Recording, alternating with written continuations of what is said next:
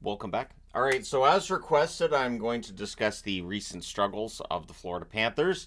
I don't really buy it, and I'm just saying that because this is a team that was the President's Trophy winner in 2022, and then they lost in the second round. 2023, they had to fight and claw to get to that playoff spot on the very last day of the season, and then they went all the way to the Stanley Cup final. So, whatever goes on during the regular season, I take it with a grain of salt when it's the Florida Panthers. I know how much depth they have in net, up front, on the blue line. This is a team that I still think is going to be fine, but let's dive into it. Now, the fortunes of this team are interesting when you look at projections and playoff probabilities. And obviously, nobody has a crystal ball on exactly what's going to happen in the coming playoffs, but it's fun to look at. Money Puck says that Florida right now has a 39.7% chance of reaching the second round.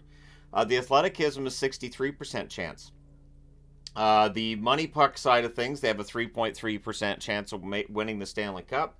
Athletic gives them a 12% chance to win the Stanley Cup. So, very different models, very different formulas, and all that. Now, Florida had won 8 of 9 before the current skid, and it looked like they were pretty much unstoppable. But it's the NHL, there is parity, and teams are usually stoppable in the end, right? Only 1 out of 32 wins the Stanley Cup this year.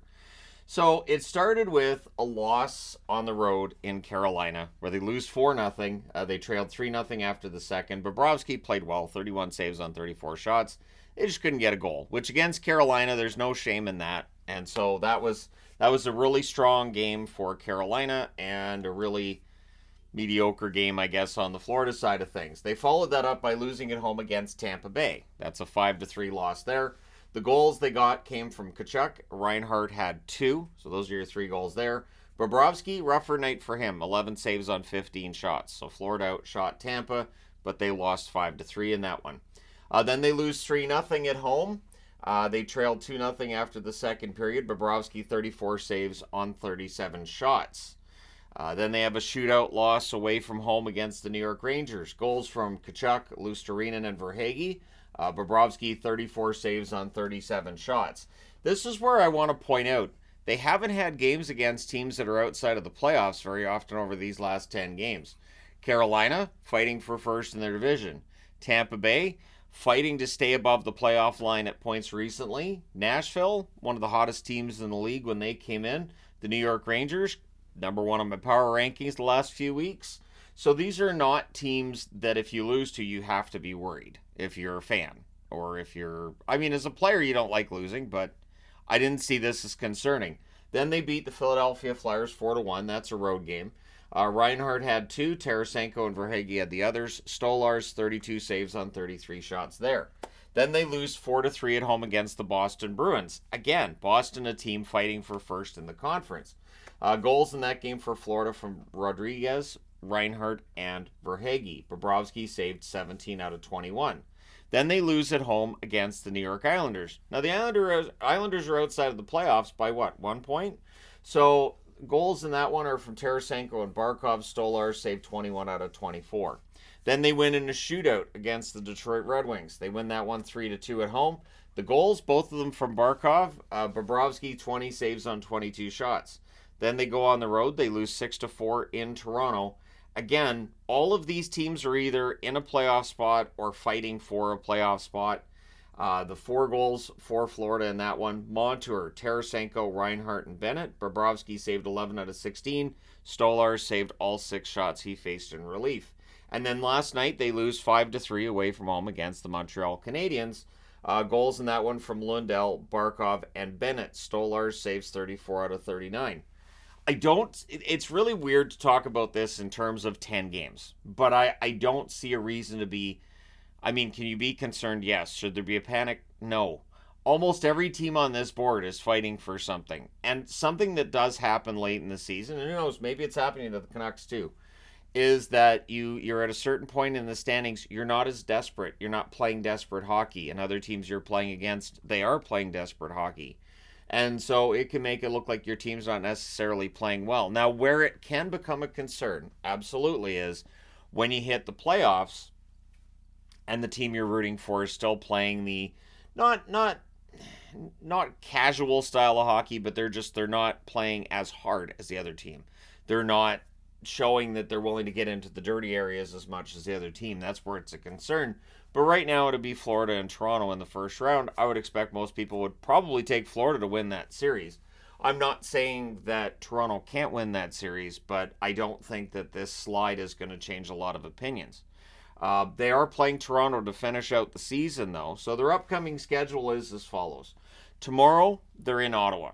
And Ottawa's proven they won 5 in a row before they had a loss last night. They've proven they can win themselves some games.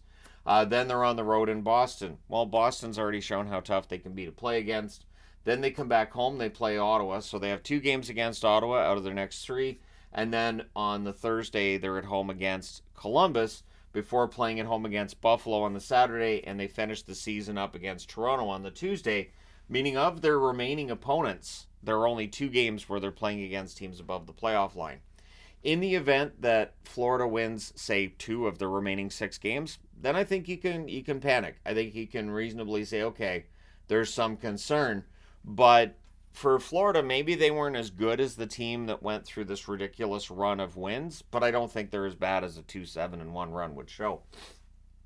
And I don't know that this is an instance either where there should be a lot of panic, because injuries have always been a concern with this team. They've always had pretty major injuries, and it feels like that's probably part of what's gone on here. And again, there's some bad luck in there too, and they're playing against teams with some pretty desperate hockey being played by them. So Reinhart's been their leading scorer through this 10-game skid. 6 goals, 4 assists, 10 points in 10 games for Reinhart. Dude's going to get paid this summer. Barkov has played 7 of the 10 games. He's had 4 goals and 3 assists in those games. Tarasenko, 3 goals, 4 assists, 7 points in 10 games for him. He's fit in quite well in Florida. Matthew Tkachuk's only played the 9 games, 2 goals, 4 assists for him. I think it was last night's game Tkachuk didn't play. Verhaeghe, 9 games, 3 goals, 2 assists, 5 points. So notice how many of these players haven't played all of the 10 games either. Montour's played all 10. He has a goal and 4 assists, 5 points in those 10 games. Bennett's played 9 of the 10. 2 goals, 2 assists for Sam Bennett.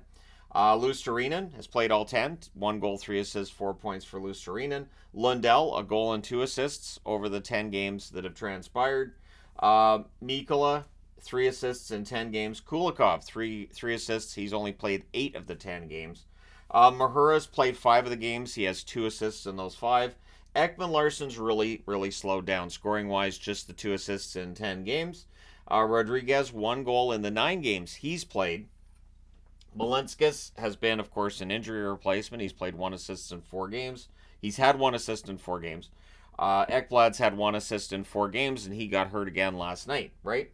So Stolar's 1 and 2 during this run with a .912 save percentage. Bobrovsky's numbers are concerning, and I will give you that. 1-5-1 with an .868 save percentage. So I will say yes, Bobrovsky needs to be better. Some of the teams that they've played over this 10-game run, though, are known for lighting up goaltenders. And that .868 is going to be dramatically affected by allowing 4 goals on 15 shots against Tampa Bay right here. So is there reason for concern? Maybe. They've been outscored 36-24. Their power play has been an issue. 6.7% during this slide. Their penalty kill's been just fine. 83.7%. And again, some of these are really good power plays. The fact that they've got an 83.7% on their penalty kill, not too shabby. So we'll see. I'm still on the fence on this one. I think that Florida absolutely can turn things on come playoff time, because they did it last year. Remember, they were the number 2 wild card. They're down 3-1 against Boston, and then suddenly they won the series. And remember, going into that series, virtually nobody taking Florida. Oh, Boston's just too good this year. They've been fantastic. And anytime I suggested, Florida's not going to be an easy out, I was told I was crazy. I was just hedging, because I was concerned to admit the awesomeness of the Boston Bruins. And in the end, that awesomeness lasted 7 games of the first round, and then they went golfing. So we'll see what happens this year with the Florida Panthers. I really think this year's playoffs are going to be fantastic and unpredictable, and we'll see what the Florida Panthers do in said playoffs. So let me know your thoughts in the comment section below, as always. Are you, as a Florida fan, overly concerned? I hope that putting on the board who they've played and how close these scores have been, it's not like they're getting blown out a bunch or anything. I think they've been playing well, and I think it'll turn around for them. But let me know your thoughts. Hit like and subscribe if you haven't done so already. Thank you guys so much for all your support. I will talk to you again soon.